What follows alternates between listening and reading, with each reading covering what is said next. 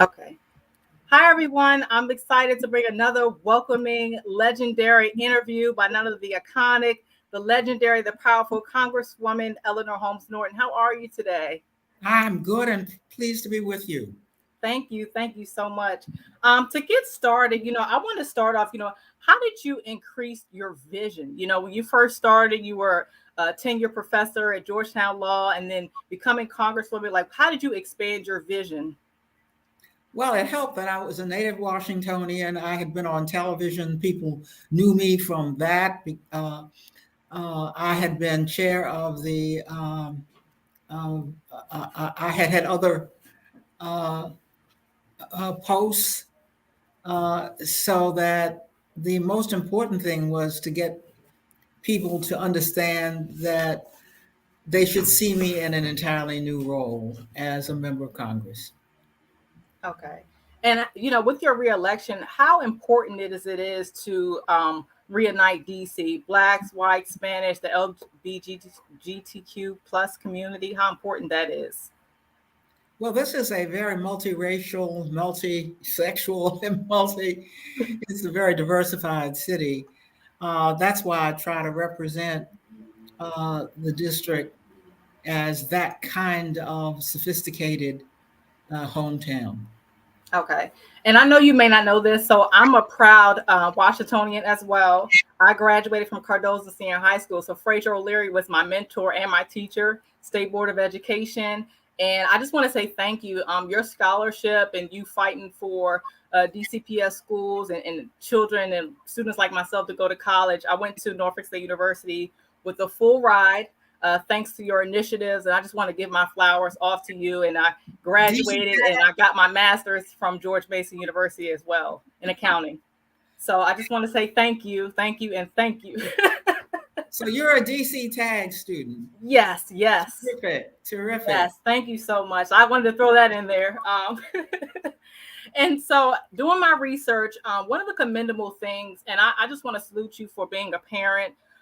You were the Quincy Jones recipient for the Global Foundation Syndrome Foundation, whatnot. So how did you balance, being a mom, wife and advocate for DC and being a congresswoman? How did you do all that and still fulfill your duties at home and fighting for equality with people with children who have disabilities as well? Yeah, so I have a disabled child, but if you are unable to do more than one thing at a time, then for one thing, you shouldn't be a public official and you certainly shouldn't come to Congress. So I'm the oldest of three girls, so I think I learned early how to have a balanced life by doing everything at once. So what's your motivation? You could be retiring on the beaches of the world. And people tell me all the time, people that's older than me, like, you're going to get older, you're going to retire. And then I see you're still out, you're super sharp. You're probably sharper than most of us. And you're just getting results done. So what keeps you going when you could be, on the beaches of the world right now and fighting for equality? What keeps me going is I don't know how to do anything else. So, being a member of Congress or working in one capacity all my life makes me want to continue doing just that. Okay. And then let's talk about gentrification. What can we do now? A lot of people feel like there's not a lot of hope. Of course, we have a lot of people that moved out to Virginia and Maryland because they can't afford to live in DC anymore. So what are your thoughts about that? I have very serious thoughts about that. Gentrification has overtaken this city. This is a city where people can't afford to live anymore. You have young people living in an apartment meant for two, and 4 or 5 of them are living in an apartment. That's the way the economy goes. That's also the way the district almost inevitably has to be, because the district, because of its monuments, cannot build high and it cannot move further away. So that means that there's nothing to do but crowd people in. That's better than not having them here at all. Okay. And what are your also do you have any plans for incentives for returning citizens? I know a lot of people were speaking about that recently, like doing well, like so they don't go back to prison and jail. Returning citizens has been a priority of mine, particularly since DC residents are sent to prisons throughout the United States because we don't have a prison here. So I spend a lot of my time making sure that our inmates located around the country are in touch with their families, and also that we are prepared, just did a bill so that we are prepared to receive them when they come home. Right.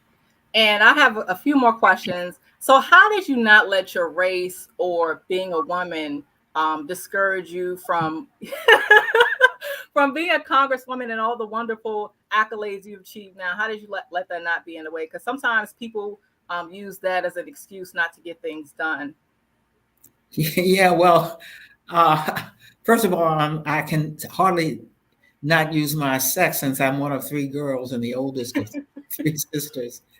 Um, and growing up in DC, which was a town that had segregated schools when I was a child, nevertheless taught its children that they were as good as anybody else. So it's if you had to live in a city where racism was alive and well, this was a good town to live in because the uh, district residents were at pains to make, at least the parents were at pains to make children in this city who were Black understand that they were as good, if not better, than anybody else. Okay. And so, do you think with the recent Capitol attacks, well, I guess not recent, it feels like it's yesterday, do you think that Donald Trump or anybody that's involved, do you think they're actually like serve prison time? Like, do you think there's going to be actual consequences behind that behavior? Well, I watched this January 6th first hearing. I was very impressed with the kind of evidence they have gotten. So I do think that when this is over and done, that Donald Trump is going to be in trouble. Okay. Okay. Okay. And so, what's your legacy now? My what? Your legacy. I'm still here. You're still here. But what are some things, out of everything you've done, what are some things you want people to know you for? Oh, well, yeah, there's lots of legislation I've gotten passed. In my own hometown, perhaps the most important legacy is DC TAG, tuition access grants. And the reason that's so important is because the district doesn't have its own state university system. And yet, this is a white collar town, so that if you don't have some college education, it's very difficult to get a job. So that is maybe, it's hard to find a bill that's been more important to the future of this city than DC TAG. And I understand you were a DC TAG, you were a DC TAG student as well. Yes, yes, yes, definitely. And in reading your newsletter, you recently introduced a bill requiring health insurance to directly reimburse divorced parents for children medical expenses. How did that come about, like to ease the hardship and whatnot? Which of my bills are you referring to? For health insurance reimbursing divorced parents for children's Oh, medical yes. expenses. Mhm.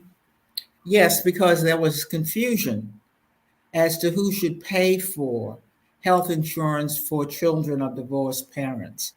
So my bill makes it clear that the person who uh, pays for the insurance needs to be reimbursed by the other parent. Okay, okay. And then, what are your thoughts? A lot of people during the crack era and when it was really, really bad in our city got locked up for petty crimes. And now, as we all know, marijuana is legal, and people feel different ways for those people still serving time for crimes that they've done years ago. But yet now, a lot of these laws are now legal. So, what are your thoughts about that?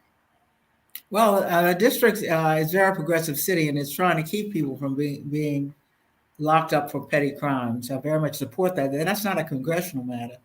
That's really a local DC matter. And to make sure that people who commit petty crimes are given something to do besides go to jail for those crimes and get a record. Okay. And last two questions. Who are your mentors, or who were your mentors? My parents, I think, were my best. And what's the most important lesson they taught you? Well, I suppose the most important lesson I was taught was to work very hard, that nothing should come easy, and nothing does come easy. Okay. Well, thank you again, Congresswoman Norton, for your time. Truly appreciate you. Wanted to give you your flowers early and keep giving them to you. Such a beacon of hope, powerful woman. And thank you again for your time. And I know you'll win the re-election again. Thanks for that good wish. It was nice to be with you. Thank you very much. Thank you. Have a good one. Bye. Bye.